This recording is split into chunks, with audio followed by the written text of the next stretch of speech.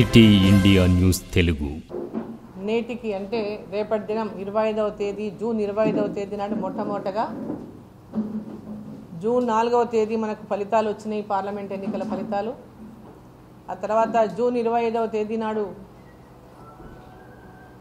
Parliament సభ్యురాలుగా పార్లమెంట్లో అది ప్రమాణ స్వీకారం చేయడం జరిగింది. ఒక పార్లమెంటు సభ్యురాలుగా మొట్టమొదటిసారిగా పార్లమెంటుకు ఎన్నికై మహబూబ్ నగర్లో భారతీయ జనతా పార్టీ నుంచి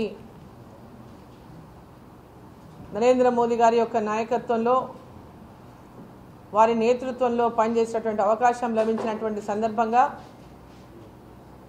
ఈ యొక్క మొదటి సంవత్సరంలో పాలమూరు పార్లమెంటు నియోజకవర్గానికి కానీ ఉమ్మడి మహబూబ్నగర్ జిల్లా కానీ పెద్ద ఎత్తున ఈ ప్రాంత అభివృద్ధి కోసం ఆ శక్తి వంచన లేకుండా కృషి చేయడం జరిగింది. ఈరోజు విద్యాపరంగా కానీ వైద్యపరంగా కానీ ఇన్ఫ్రాస్ట్రక్చర్ పరంగా కానీ రైతుల కోసం చేస్తున్నటువంటి కార్యక్రమాలే కానీ మహిళల కోసం చేస్తున్నటువంటి కార్యక్రమాలే కానీ అన్ని రంగాల్లో అన్ని అభివృద్ధి కార్యక్రమాలపైన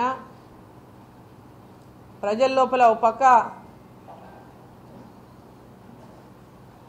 వారికి అవేర్నెస్ కల్పిస్తూ కేంద్ర ప్రభుత్వ పథకాలపైన రోజు కూడా వాళ్ళకి తెలియజేస్తూ కార్యక్రమాన్ని తీసుకొని ముందుకు పోతా ఉన్నాం. మెడికల్ కాలేజీలకు సంబంధించి కేంద్ర ప్రభుత్వం యొక్క వాటానే కానీ పెద్ద ఎత్తున జిల్లాలో ఈరోజు అభివృద్ధికి హెల్త్ పరంగా వైద్యపరంగా కూడా వాళ్ళ పెద్ద ఎత్తున చేయడం జరుగుతూ ఉందని చెప్పి తెలియజేస్తూ ఉన్నాం. ఆయుష్మాన్ భారత్ కింద కూడా ఆయుష్మాన్ భారత్ కింద 70 సంవత్సరాలు దాటినటువంటి ప్రతి ఒక్కరూ వాళ్ళ యొక్క అంటే యాన్యువల్ ఇన్కమ్తో సంబంధం లేకుండా 70 ఏళ్ళు దాటిన ప్రతి ఒక్కరికి కూడా ఆయుష్మాన్ భారత్ కార్డుల్ని అందించే విధంగా కేంద్ర ప్రభుత్వం ఆదేశాలు ఇచ్చింది. ఆ తీరుగా గ్రామాల్లో కూడా కార్యకర్తలందరూ కూడా ఈ యొక్క 70 సంవత్సరాలు నిండిన ప్రతి ఒక్కరికి ఈ ఆయుష్మాన్ భారత్ కార్డు ఇప్పించేటట్టు విధంగా కార్యకర్తలు వాళ్ళు అవగాహనని పెంచి వారితో కార్డును ఏర్పాటు చేసి ఆన్లైన్లోనే అప్లై చేసి ఎట్లా అప్లై చేయాలా ఎట్లా తీసుకోవాల విషయంలో కూడా వారికి సహాయపడతా ఉందని ఈ సందర్భంగా నేను తెలియజేస్తూ ఉన్నా. అదేవిధంగా విద్యాపరంగా ఆనాడు ఎన్నికల సందర్భంగా నేను ఇచ్చినటువంటి హామీలు ఏవైతే ఉన్నాయో ఈ జిల్లాకు ఇంజనీరింగ్ కాలేజ్ అవసరము, పార్లమెంట్లో ఇక్కడ ఓ లా కాలేజ్ అవసరము, ఇక్కడ IIIT అవసరము, వీటన్నిటిని కూడా ఏర్పాటు చేసుకోవాల్సిన అవసరం ఉంది. నా ప్రయత్నం తప్పకుండా చేస్తాననేటటువంటి విషయాన్ని ఆనాడు చెప్పడం జరిగింది.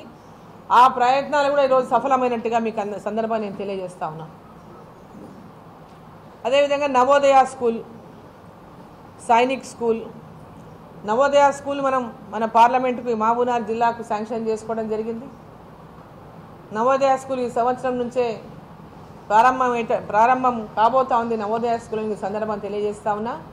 వచ్చే సంవత్సరం నాటికి సొంత భవనాన్ని కూడా నవోదయ స్కూల్ ఏర్పాటు చేసుకుంటుందని దానికి తగినటువంటి ల్యాండ్ ప్రపోజల్స్ అవన్నీ కూడా కేంద్ర ప్రభుత్వానికి పంపడం జరిగిందని చెప్పి ఈ సందర్భం తెలియజేస్తా ఉన్నా. ఇక సైనిక్ స్కూల్ విషయానికి వస్తే సైనిక్ స్కూల్ గతంలో 2019లో ఏదైతే నారాయణపేటకు శాంక్షన్ అయిందో ఆ రోజు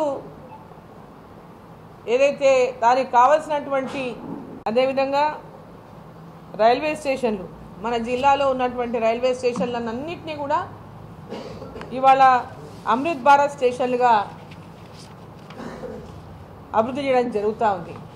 దాంట్లో మన మహబూబ్నగర్లో ఉన్నటువంటి ఉమ్మడి జిల్లాలో ఉన్నటువంటి 5 స్టేషన్లు మహబూబ్ నగర్కి దాదాపు 40 కోట్లు అంటే 39,87,00,000 శాంక్షన్ అయింది. పనులు వేగవంతంగా జరుగుతున్నాయి.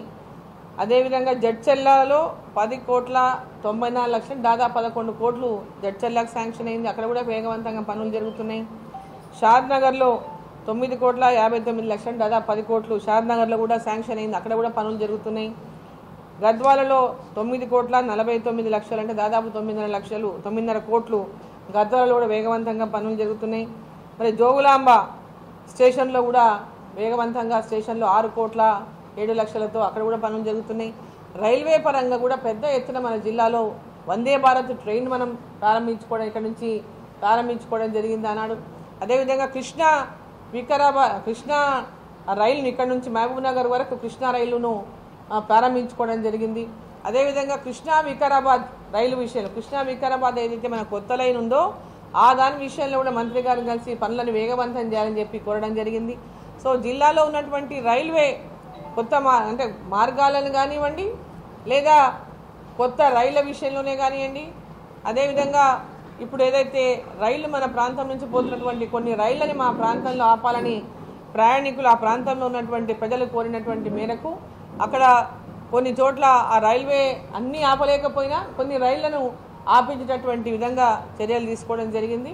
ట్యాపింగ్ ఆపడినాయి కాబట్టి మేము కూడా బాధితులమే ఆ వ్యవహారంలో. కాబట్టి వారు తప్పకుండా ఎవరైతే ఫోన్ ట్యాపింగ్లో బాధ్యులు ఉన్నారో బీఆర్ఎస్ ప్రభుత్వంలో ఈ ఫోన్ ట్యాపింగ్కి పాల్పడినారో దాని మీద పూర్తిగా విచారణ జరగాలి అంటే సిబిఐ ఎంక్వైరీ ద్వారానే సాధ్యమవుతుంది. నిష్పక్షపాతంగా ఎంక్వైరీ జరగాలంటే ఈ రాష్ట్ర ప్రభుత్వం నిజంగా టీఆర్ఎస్ పార్టీతో మేము కుమ్ముక్కులేము అంటే కాళేశ్వరం పైన కానీ ఫోన్ ట్యాపింగ్ పైన కానీ ఎంబడే సిబిఐ ఎంక్వైరీకి ఆదేశించాలి. సిబిఐ ఎంక్వైరీ మాకు అభ్యంతరం లేదని కేంద్ర ప్రభుత్వానికి సిబిఐ ఎంక్వైరీని చేపట్టమని చెప్పి రాష్ట్ర ముఖ్యమంత్రి గారు కోరాలి. ఈ బాధ్యులు ఉన్నారో వారికి తప్పకుండా వారిపైన చర్యలు తీసుకునేటటువంటి విధంగా ఈ రాష్ట్ర ప్రభుత్వం వ్యవహారం చేయాలి.